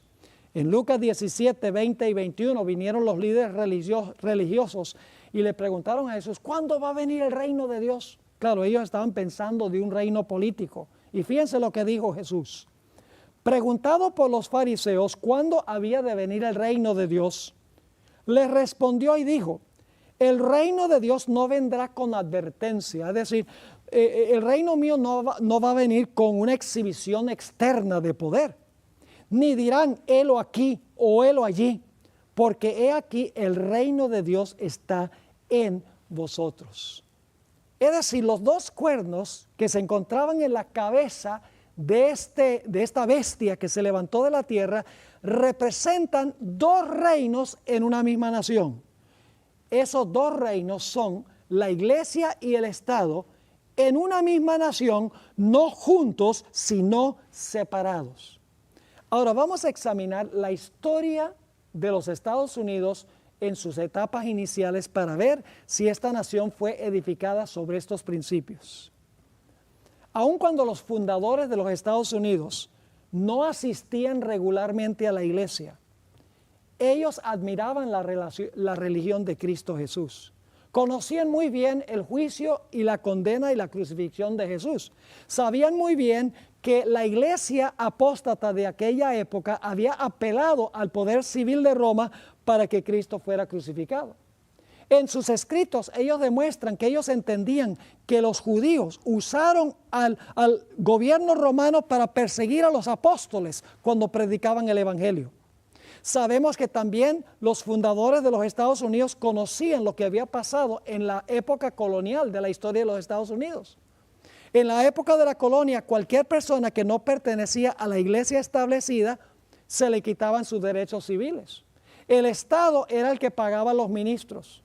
Si la persona no iba a la iglesia los domingos, los castigaban con azotes o con encarcelamiento. Y en 3 de esas colonias había un decreto de muerte en los libros contra cualquier persona que fuera rebelde y no quisiera ir a la iglesia los domingos. Además de eso, solo personas que pertenecían a la iglesia podían ocupar puestos en el gobierno civil. Había persecución porque había una mezcla entre la iglesia y el Estado. Los padres constitucionales de los Estados Unidos conocían la historia de la época de la colonia. También conocían la historia de la iglesia durante el periodo de dominio papal.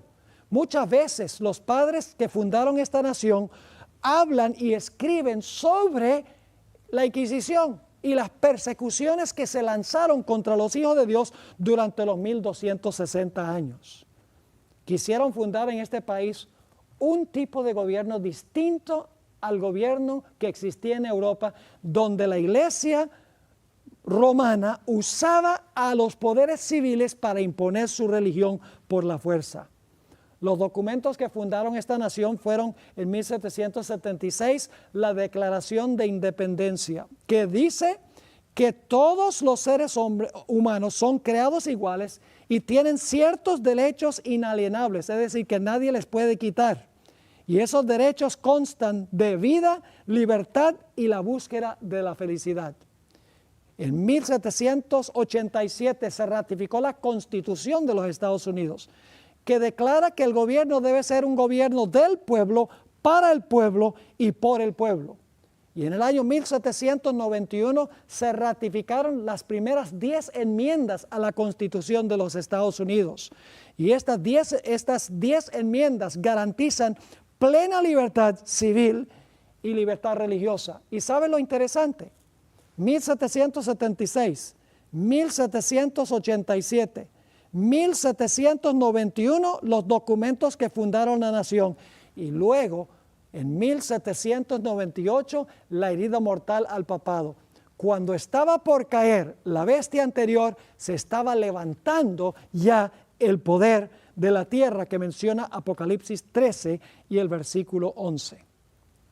Ahora, un examen cuidadoso de los escritos de los fundadores de los Estados Unidos demuestra claramente que los fundadores creían en una separación radical entre la iglesia y el Estado. Ellos sabían qué sucedía cuando la iglesia usaba el poder civil. Así que ellos dijeron, en esta nación vamos a tener 2 reinos, vamos a reconocer 2 reinos que funcionan separadamente. La iglesia no va a interferir con el poder civil y el poder civil no va a interferir con la iglesia. Se conoce como republicanismo, es decir, una república, y protestantismo, que significa un gobierno del pueblo, para el pueblo y por el pueblo. Protestantismo significa una iglesia donde hay democracia, donde todo el poder no fluye de arriba hacia abajo.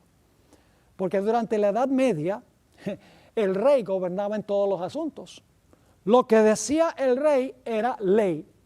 Todo el poder fluía de arriba hacia abajo.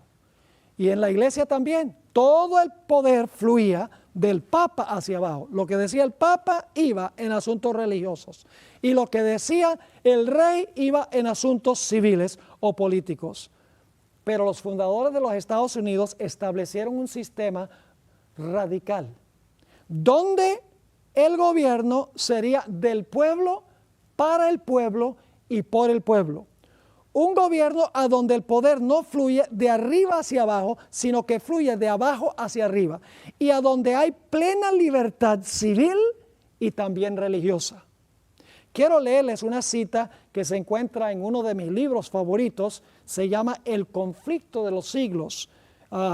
Toda persona debería leer este libro porque describe lo que está sucediendo y lo que pronto va a suceder en este mundo. En la página 495 dice, hablando de los fundadores de la nación, los fundadores de la nación procuraron con acierto que la iglesia no pudiera hacer uso del poder civil, con los consabidos e inevitables resultados, la intolerancia y la persecución.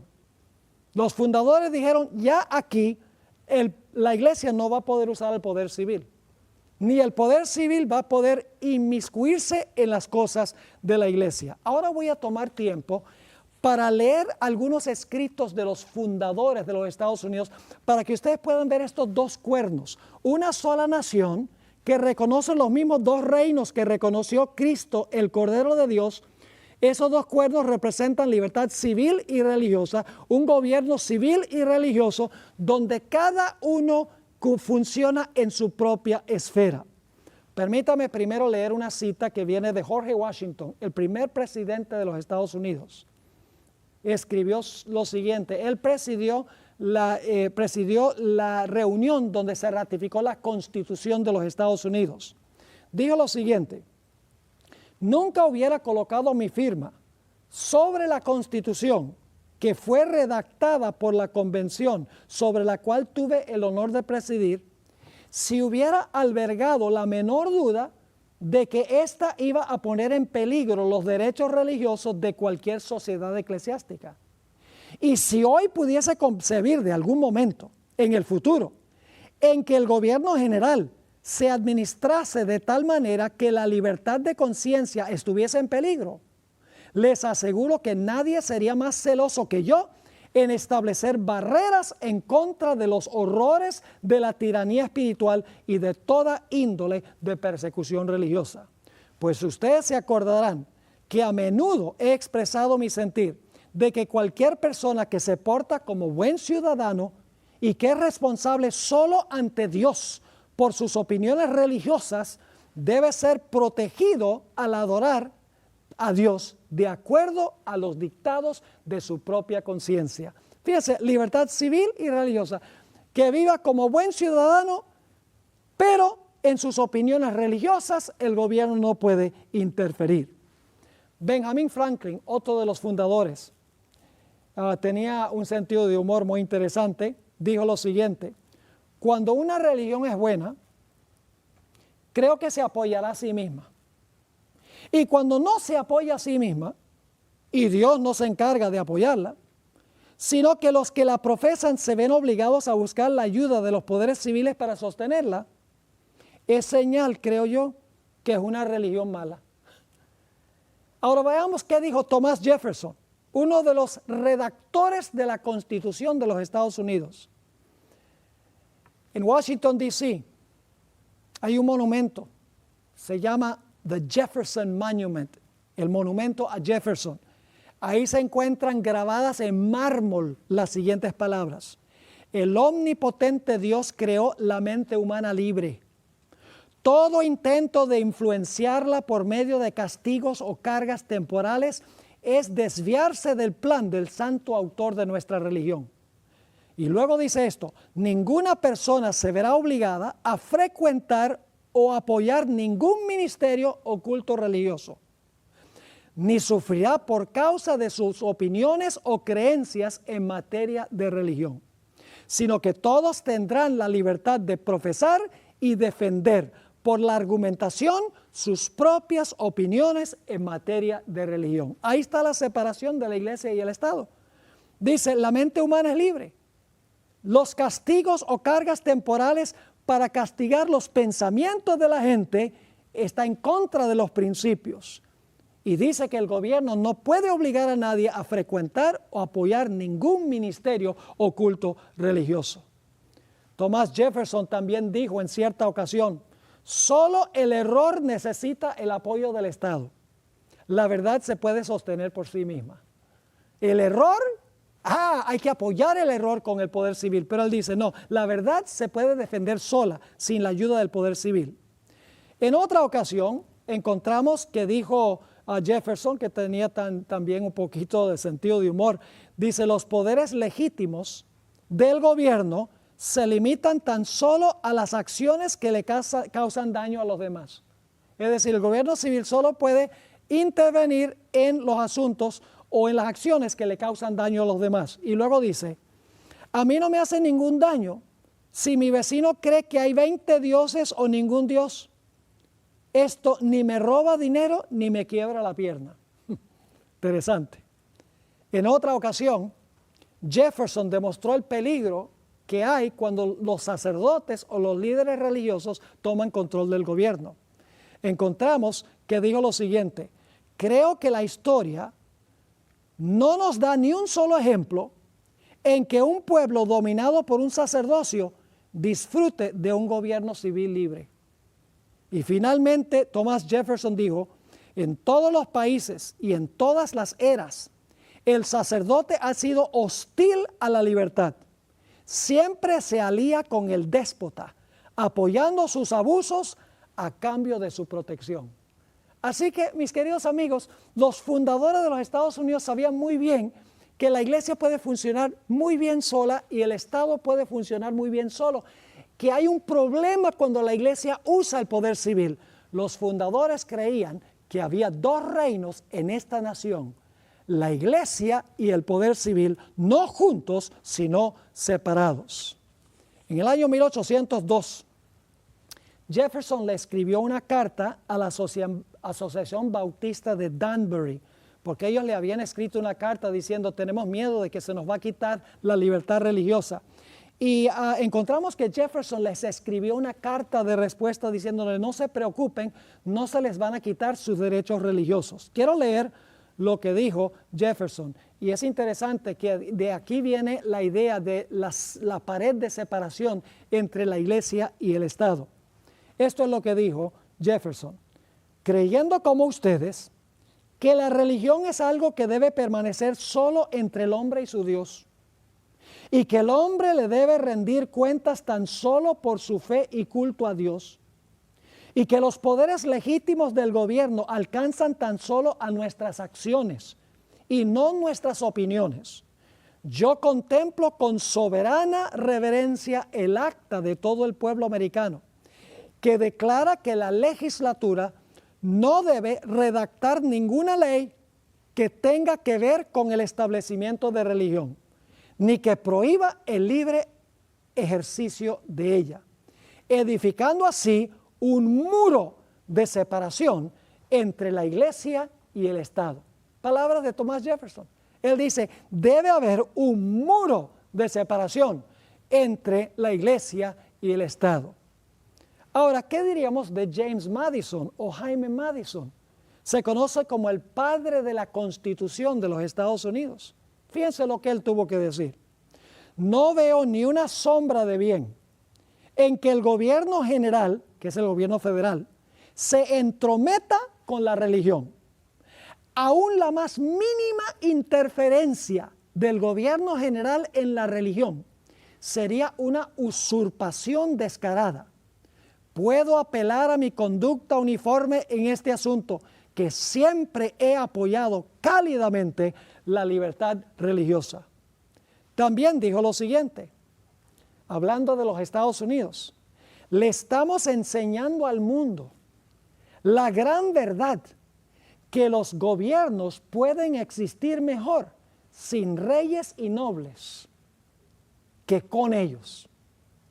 El mérito se duplica por la otra lección que nos enseña, y es que la religión florece con mayor pureza sin la ayuda del gobierno, más bien que con su ayuda.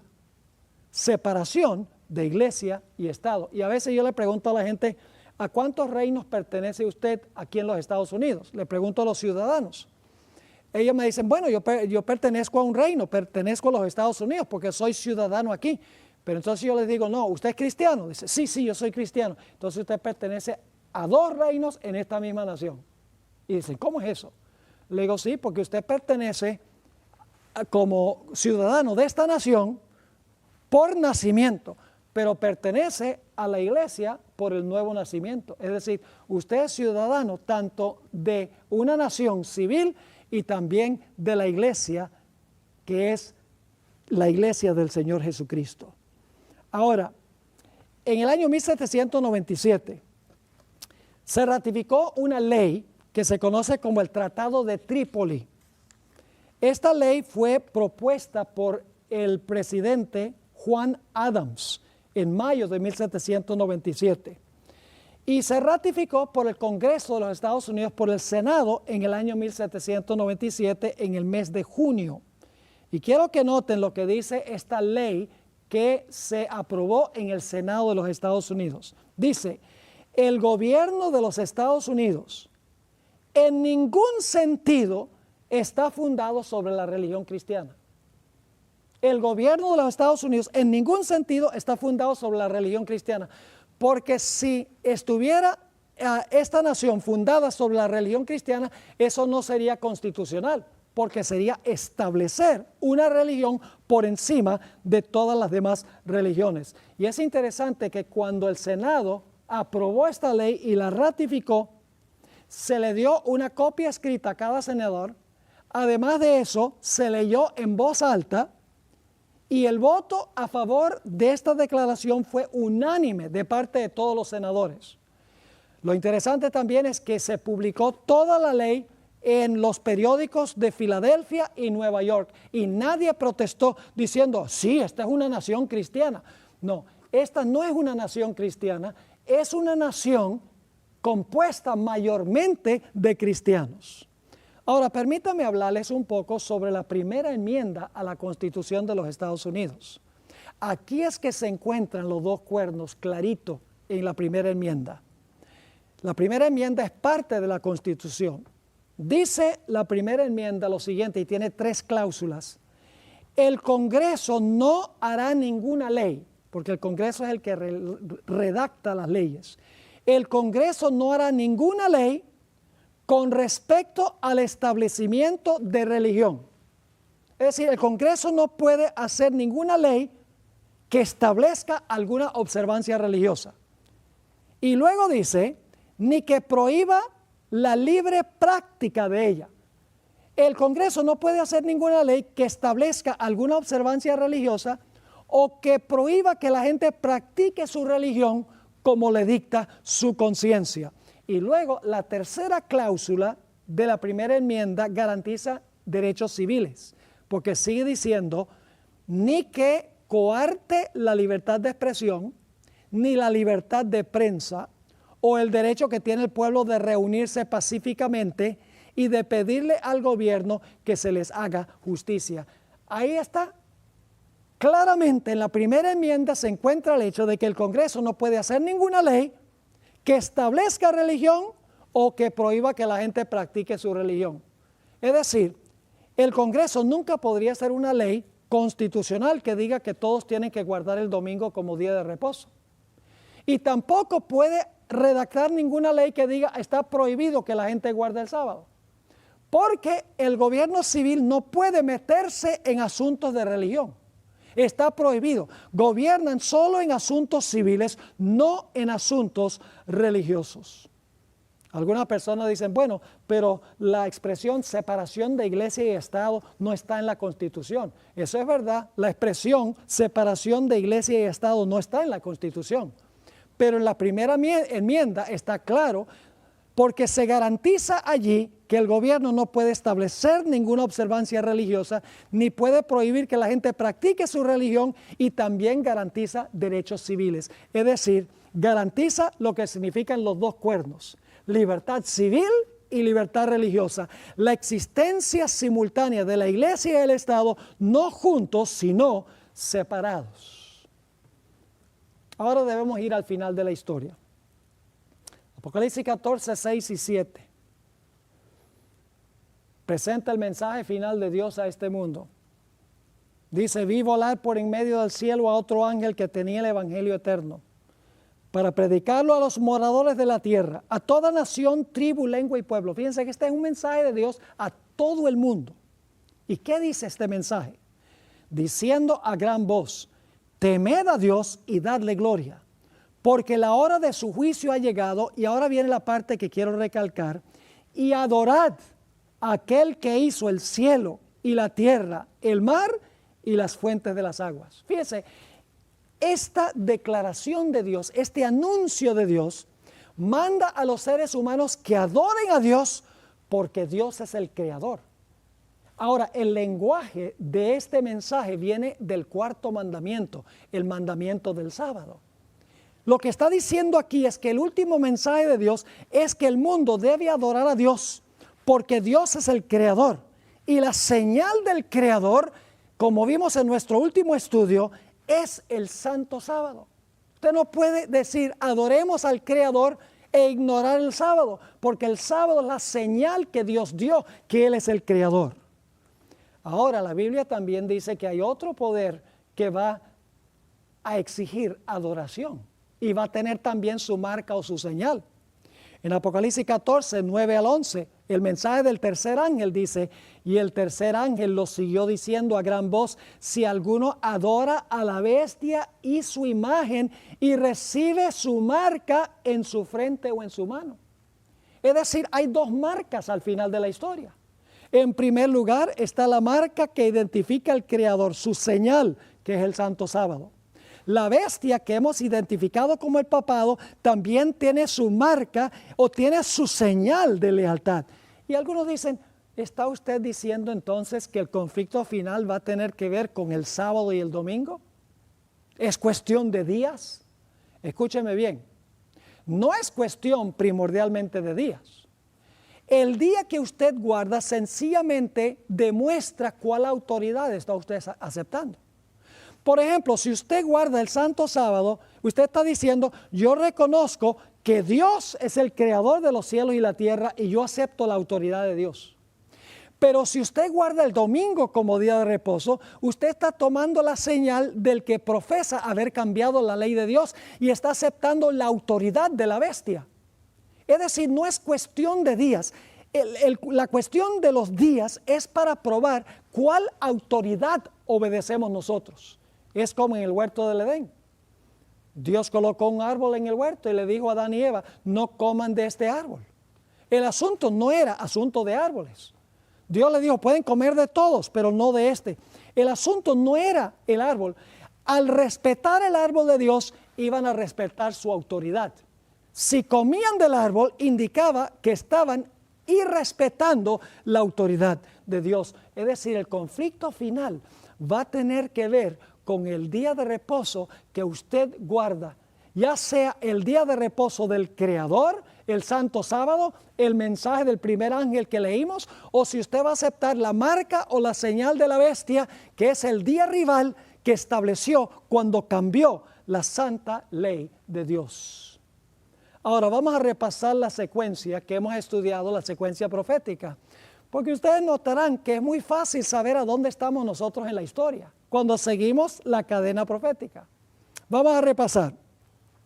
La profecía comienza con Babilonia en los días de Daniel. Perfecto. Luego continúa con Medo-Persia. Luego continúa con Grecia. Luego continúa con el Imperio Romano. Luego el Imperio Romano se divide en 10 reinos, año 476. Luego surge el papado, año 538, domina por 1260 años hasta el año 1798. En 1798 recibe una herida mortal. Por un tiempo el papado está inactivo y en ese tiempo estamos ahora. Pero luego dice que después de un tiempo de inactividad, la bestia o el cuerno pequeño que ya hemos identificado como el papado, dice que se le va a sanar la herida mortal y todo el mundo se va a maravillar tras ese sistema. Y va a recibir la marca de ese sistema. Y va a adorar la imagen de ese sistema, que es una imagen que levanta a los Estados Unidos. Es decir, en los Estados Unidos se va a unir la iglesia con el Estado como lo hizo el papado. Esa es la imagen de la bestia. Es un reflejo del sistema que tenía la bestia en el pasado. Entonces yo pregunto, ¿a dónde estamos nosotros hoy? Nosotros estamos al final de la cadena. Estamos en el tiempo cuando está terminando la herida mortal de este poder papal. Y pronto se le sanará la herida y se comportará como se comportó en el pasado. Quiero leerles una cita de un erudito muy interesante, Malaquías Martín, jesuita, en 1986. Él admitió que la Iglesia Católica por 200 años ha estado inactiva, que los poderes civiles del mundo durante 200 años no han permitido que el papado los use para cumplir sus propósitos. Dice allí, por 1500 años y más, Roma, está hablando del papado, había mantenido un dominio con mano fuerte sobre cada comunidad local del mundo. En gran medida, y admitiendo algunas excepciones, ese era el punto de vista romano, es decir, mantener con mano dura o fuerte el dominio sobre cada comunidad local del mundo. Dice, ese era el punto de vista romano. Hasta que 200 años de inactividad, ahí está la herida mortal, de inactividad le fueran impuestos al papado por los grandes poderes seculares del mundo. Fíjense que está diciendo Malaquías Martín que los grandes poderes seculares del mundo han mantenido inactivo al papado por 200 años. Si ustedes van hacia atrás 200 años, llegan al año 1798. El papado ha estado inactivo desde ese tiempo. No ha podido usar a los poderes civiles para cumplir sus propósitos. Así que ahora estamos en Filadelfia para la visita del Papa. Millones de personas de todas las religiones y de todos los países han hecho grandes sacrificios para rendirle homenaje a Francisco I. La relación entre el papado y los Estados Unidos se vuelve cada día más íntima. Los Estados Unidos comenzó esa relación íntima cuando se alió con el papado para tumbar lo que antes fue la Unión Soviética, la cortina de hierro. Se le llamó la Santa Alianza. El papado ayudó al presidente Obama para establecer relaciones o restablecer relaciones diplomáticas con Cuba. El papado está ayudando a los Estados Unidos para cerrar para soltar a los prisioneros o llevarlos a otro sitio de Guantánamo en Cuba también. El Papa ha dado un discurso ante el Congreso Conjunto de los Estados Unidos y se ha encontrado con el presidente Barack Obama en la Casa Blanca para hablar de asuntos políticos del gobierno. Ahora mi pregunta es, ¿a dónde están mirando hoy los cristianos para el cumplimiento de las profecías? La mayoría de los cristianos están mirando allá al Medio Oriente, están viendo a Israel, están viendo a Siria, ISIS, todos los eventos allá. Y mientras tanto las profecías que hemos estudiado demuestran que las profecías se están cumpliendo en Roma y en los Estados Unidos y la gente no lo ve porque está mirando a donde el conflicto no es.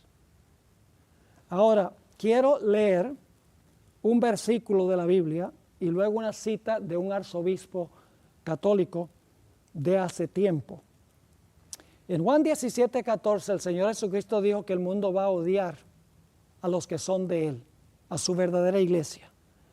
En su oración a su Padre, Jesús le dice, yo les he dado a mis discípulos tu palabra, y el mundo los aborreció, porque no son del mundo, como tampoco yo soy del mundo. Es decir, Jesús está diciendo, mi iglesia no es del mundo y por eso el mundo odia a mi iglesia. Pues resulta que en el año 1955, el arzobispo Fulton Sheen, apologista del papado y pionero de radio y televisión de la Iglesia Romana, dijo algunas palabras muy interesantes por radio. Esto fue en 1955, cuando en los Estados Unidos se tenía mucha sospecha del papado y la gente no quería al papado en los Estados Unidos. Esto fue lo que dijo este apologista de la Iglesia Católica, Fulton Sheen.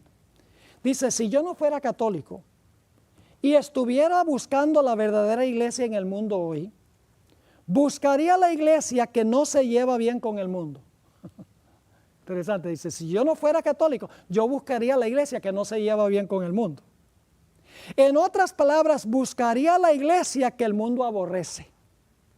Mi razón en hacer esto sería que si Cristo está presente en alguna de las iglesias del mundo actual, entonces debería ser odiado, así como lo fue cuando anduvo sobre la tierra en la carne.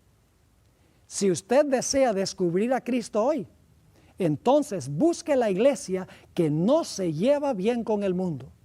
Busque una iglesia que es aborrecida por el mundo, así como Cristo fue aborrecido por el mundo. Esas palabras las habló cuando en los Estados Unidos los protestantes veían con sospecha al papado y no querían al papado.